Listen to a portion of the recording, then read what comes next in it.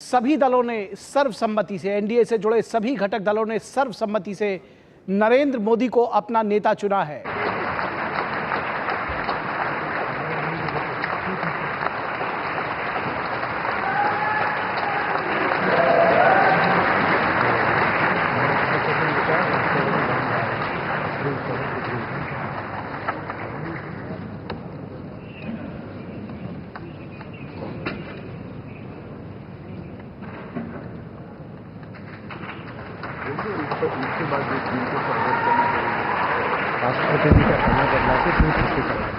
जो एनडीए के साथी स्वागत करना चाहते हैं वो आगे आ सकते हैं और बाकी भी जो फिर पार्टी के वरिष्ठ नेता भी स्वागत करना चाहते हैं वो आगे आ सकते हैं।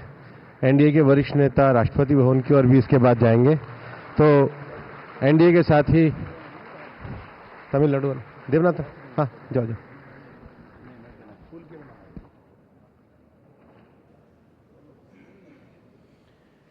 एनडीए के साथी या वरिष्ठ नेता जो स्वागत के लिए आए हैं वो एक आगे धीरे धीरे जा सकते हैं। तो एनडीए संसदीय दल की बैठक में ऐतिहासिक निर्णय, यह ऐतिहासिक बैठक है और प्रधानमंत्री के तौर पर चुना गया है। एनडीए संसदीय दल का नेता चुना गया है प्रधानमंत्री नरेंद्र मोदी को। तो एक बार फिर से तीसरी बार लगातार देश की बागडोर संभालने जा रहे हैं नरेंद्र मोदी और ये ऐतिहासिक पल है जब सभी दलों ने सर्वसम्मति से, एनडीए से जुड़े सभी घटक दलों ने सर्वसम्मति से नरेंद्र मोदी को अपना नेता चुना है। और इस तरह से जवाहरलाल नेहरू के बाद अब प्रधानमंत्री नरेंद्र मोदी इकलौते ऐसे व्यक्ति होंगे जो लगातार तीसरी बार प्रधानमंत्री के पद पर आसीन होंगे।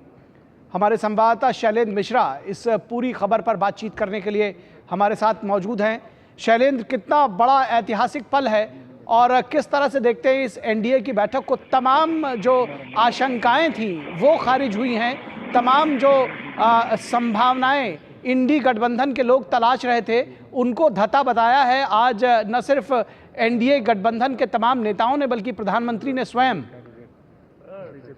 प्रधानमंत्री नरेंद्र मोदी ने एनडीए संसदीय दल का नेता चुने जाने के बाद कई महत्वपूर्ण बातें कही और उन्होंने कहा कि एनडीए की महाविजय है और एनडीए का जो एक इतिहास रहा है उसे प्रधानमंत्री नरेंद्र मोदी ने याद किया और किस तरह से विकसित भारत के एक विजन को आगे बढ़ाना है सभी को साथ लेकर, उस पर प्रधानमंत्री नरेंद्र मोदी ने अपनी बात रखी। और इंडी गठबंधन के जो लोग हैं उन्होंने जिस तरह का रवैया अपनाया चुनाव प्रचार के दौरान उस पर भी एक निशाना साधा और जब चुनावी नतीजे आए जिस तरह की बातें कही गई उस पर भी प्रधानमंत्री ने अपने तौर पर अपनी बातें रखी। देखिए, बहुत महत्वपूर्ण है जब भाजपा संसदीय दल, एनडीए संसदीय दल और लोकसभा के नेता के तौर पर प्रधानमंत्री नरेंद्र मोदी को चुना गया है। उसके लिए एक प्रस्ताव राजनाथ सिंह ने रखा था, तमाम एनडीए के सहयोगी नेताओं ने उस प्रस्ताव का अनुमोदन किया। अब एनडीए के तमाम वरिष्ठ नेता राष्ट्रपति भवन जाएंगे, राष्ट्रपति द्रौपदी मुर्मू से मुलाकात करके सरकार बनाने का दावा पेश किया जाएगा। प्रधानमंत्री नरेंद्र मोदी की अगुवाई में एनडीए का एक दल राष्ट्रपति भवन जाएगा, इस बात की जानकारी दी गई है। देखिए, एक बहुत ऐतिहासिक पल इसलिए है कि 1960 के बाद भारत की राजनीति में ऐसा कोई मौका नहीं था जब लगातार तीसरी बार कोई नेता प्रधानमंत्री बना हो। प्रधानमंत्री नरेंद्र मोदी एक रिकॉर्ड बनाते हुए नजर आ रहे हैं। उनके अगुवाई में एनडीए ने लगातार तीसरी बार पूर्ण बहुमत हासिल किया है और वो लगातार तीसरी बार देश के प्रधानमंत्री बनने जा रहे हैं। एक आंकड़ा भी प्रधानमंत्री ने रखा कि पिछले 3 चुनावों के अगर नतीजे देख लें तो कांग्रेस को उतनी सीटें हासिल नहीं हुई है जितनी इस चुनाव में भारतीय जनता पार्टी को हासिल हुई है। तो ये चुनाव दरअसल एक और रिकॉर्ड बनाया है इस चुनाव ने कि जो प्रमुख विपक्षी दल है कांग्रेस पार्टी, वो लगातार 3 चुनावों में 100 का आंकड़ा पार नहीं कर पाई है। तो ये बहुत महत्वपूर्ण भी है। आज हमने देखा कि प्रधानमंत्री नरेंद्र मोदी के संबोधन से पहले एनडीए के जो तमाम प्रमुख सहयोगी हैं, चंद्रबाबू नायडू, नीतीश कुमार, पवन कल्याण, जनसेना पार्टी के वो मुखिया हैं, अनुप्रिया पटेल, जीतन राम मांझी, एकनाथ शिंदे, उन्होंने प्रधानमंत्री नरेंद्र मोदी के को एनडीए का संसदीय दल का नेता बनाने जाने के प्रस्ताव का अनुमोदन किया और एक स्वर में सभी ने प्रधानमंत्री नरेंद्र मोदी की अगुवाई में देश को आगे ले जाने की बात कही। तो एक तरह से हम कह सकते हैं कि आज प्रधानमंत्री ने अगले 10 साल के एनडीए के विजन को भी सामने रखा और जानते हैं कि प्रधानमंत्री अक्सर 25 वर्षों के भारत के विजन की बात करते रहते हैं। उसका भी उन्होंने जिक्र किया कि कैसे दुनिया में जो साख बढ़ी है उसको और आगे बढ़ाया जाना है। और निश्चित तौर पर आज हम देख रहे हैं कि कई महत्वपूर्ण बिंदुओं पर प्रधानमंत्री नरेंद्र मोदी ने फोकस किया है। जी, निश्चित तौर पर कोर्टयार्ड। और ये जो तस्वीरें हैं ये भी बेहद महत्वपूर्ण है जो इस वक्त हमारे दर्शक अपने टीवी स्क्रीन्स पर देख पा रहे हैं। एक हुजूम सा उमड़ा है, एनडीए जो घटक दल है उनके तमाम जो सांसद हैं, जो नेता हैं, वो उमड़े हैं प्रधानमंत्री को बधाई देने के लिए, उनके साथ इस पल को अपने तस्वीरों में कैद करने के लिए, कैमरों में कैद करने के लिए, और लगातार बधाइयां दी जा रही हैं प्रधानमंत्री को। और आज का दिन निश्चित तौर पर शैलेंद्र, जैसे आपने कहा कि बेहद विशेष है इस मायने से भी कि तमाम उम्मीदों को एक बार फिर से कहीं ना कहीं, जिसको बार बार कहा जा रहा था कि शायद ये इस बार कहीं चूक न जाए एनडीए एक बार सरकार बनाने से, लेकिन फिर से जिस तरह से पूर्ण बहुमत के साथ एनडीए ने सरकार बनाया है, निश्चित तौर पर ये इस जो इतिहास रचा गया है ये उन्हीं पलों की गवाही देती है। ये जो तस्वीरें हैं निश्चित तौर पर। शैलेंद्र, आपसे ये भी जानना चाहेंगे कि अब इसके आगे की क्या कार्रवाई होगी, राष्ट्रपति से कब मिलने के लिए जाएंगे और आगे की प्रक्रिया कैसे चलेगी? देखिए, एनडीए के नेतागण, प्रमुख नेतागण अब से थोड़ी देर बाद प्रधानमंत्री नरेंद्र मोदी की अगुवाई में राष्ट्रपति भवन जाएंगे दावा पेश करने के लिए। इस बात की औपचारिक जानकारी इस समारोह के खत्म होने के बाद दी गई है। तो अब से थोड़ी ही देर बाद हम देखेंगे कि राष्ट्रपति भवन एनडीए का प्रतिनिधिमंडल पहुंचेगा, जहां औपचारिक तौर पर प्रधानमंत्री नरेंद्र मोदी सरकार बनाने का दावा पेश करेंगे। तो बहुत महत्वपूर्ण है। हम जानते हैं कि एक तारीख सामने आ रही है, 9 तारीख को शाम को 6 बजे राष्ट्रपति भवन प्रांगण में शपथ ग्रहण समारोह हो सकता है। तो प्रधानमंत्री ने आज अपने संबोधन में ये भी कहा कि लोग इस बात का ध्यान रखें कि इधर उधर से सांसदों को ये कहा कि एक ब्रेकिंग न्यूज से देश नहीं चलता है और सांसद इस बात का ध्यान रखें कि कोई फोन करेगा उसे वेरीफाई करें। तो एक तरह से सांसदों को भी प्रधानमंत्री नरेंद्र मोदी ने सीख दी। तो ये बहुत महत्वपूर्ण, हम जानते हैं कि अब एक जो सरकार गठन की प्रक्रिया है उसमें नेता चुने जाने की प्रक्रिया पूरी हो गई है।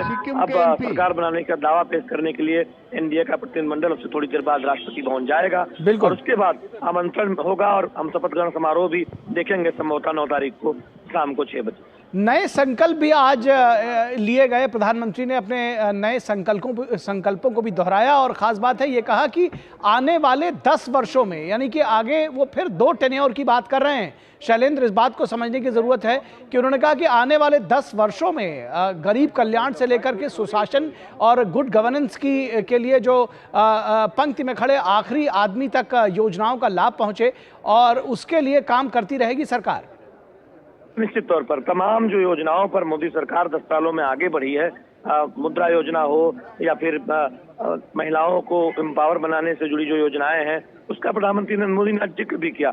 यानी संकेत बहुत स्पष्ट है कि एक तरफ ग्लोबल स्तर पर भारत बड़ा पावर बने, उसको लेकर जो सफल विदेश नीति है उसको आगे बढ़ाने का काम होगा, तो दूसरी तरफ जो कमजोर वर्ग है, जो वंचित वर्ग है, जो महिलाएं हैं, उनको सशक्त बनाने का काम किया जाएगा। तो 10 वर्षों में किया गया है, उस रफ्तार को और आगे तेजी से ले जाया जाएगा। हम जानते हैं कि प्रधानमंत्री ने एनडीए की जो एक पिछले दशकों का इतिहास रहा, तमाम पूर्व नेताओं को याद किया, शरद यादव हो, इसके साथ ही साथ एनडीए के जो पूर्व सहयोगी तमाम रहे, उनके योगदान को भी याद किया। तो दिखाता है कि एनडीए किस तरह से एकजुट होकर आगे बढ़ेगा।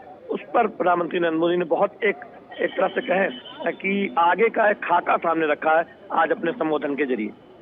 जी, निश्चित तौर पर जैसा कि मैंने कहा कि कुछ नए संकल्प भी लिए शैलेंद्र, उसके बारे में भी बताएं, क्योंकि आने वाले जो 5 वर्ष हैं कम से कम अगली जो सरकार है, और प्रधानमंत्री ने जो 10 वर्षों की बात कही उसका रोड मैप भी साफ संकेत दिए। प्रधानमंत्री ने साफ तौर पर कहा कि 24/7 वो हर दिन, हर समय, हर पल देश के लोगों के लिए उपलब्ध है।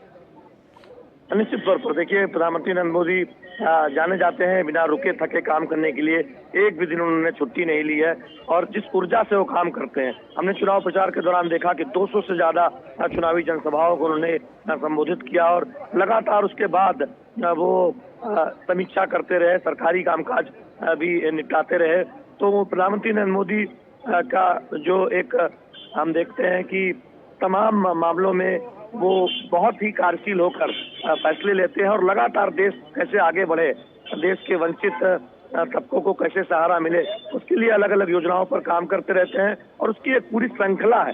तो निश्चित तौर पर हम देख रहे हैं कि उसकी एक झलक दिखाई देती है और आज उसी संकल्प को आगे बढ़ाने की बात प्रधानमंत्री नरेंद्र मोदी ने कही है। उन संकल्पों की बात जिसमें हम जानते हैं कि अगर थोड़ा पीछे जाएं तो भाजपा मुख्यालय में प्रधानमंत्री ने कहा था कि भ्रष्टाचार खत्म करने का जो अभियान है वो और तेजी से आगे बढ़ेगा और साथ ही साथ जो कल्याणकारी योजनाओं में जो कसर रह गई, यानी अभी भी जो कुछ लाभार्थी छूट गए हैं उनको लाभ मिले, चाहे आवास योजना हो या घरों तक नल के जरिए जल पहुंचाने की योजना हो, उन पर काम किया जाएगा। निश्चित तौर पर हमारे साथ में हमारे संवाददाता, हमारे सहयोगी राजेश राज भी जुड़े हुए हैं। शैलेंद्र, आप हमारे साथ बने रहे। राजेश, जिस तरह से प्रधानमंत्री नरेंद्र मोदी ने और जो दूसरे सहयोगी दल थे उनमें से भी कुछ लोगों ने सीधे हमला बोला इंडी गठबंधन के ऊपर और साफ तौर पर कहा कि रिजल्ट्स आने के बाद ऐसा लग रहा था जैसे जीत एनडीए की नहीं इंडी गठबंधन की हुई हो। उन्होंने साफ तौर पर कहा कि पिछले तीन बार के कांग्रेस के रिजल्ट्स को मिला दिया जाए तो इस बार भी वो बीजेपी के बराबर नहीं पहुंच पाती, बीजेपी से कम रह जाती है। तो आपने देखा कि किस तरह से बात कर रहे हैं प्रधानमंत्री, किस तरह से जो एनडीए के दल हैं वो एकजुट हैं और सीधे सीधे कहीं ना कहीं जो आक्रामक रणनीति थी वो भी नजर आई। हमारे साथ शैलेंद्र जुड़े हुए हैं। शैलेंद्र, यही सवाल आपके लिए है।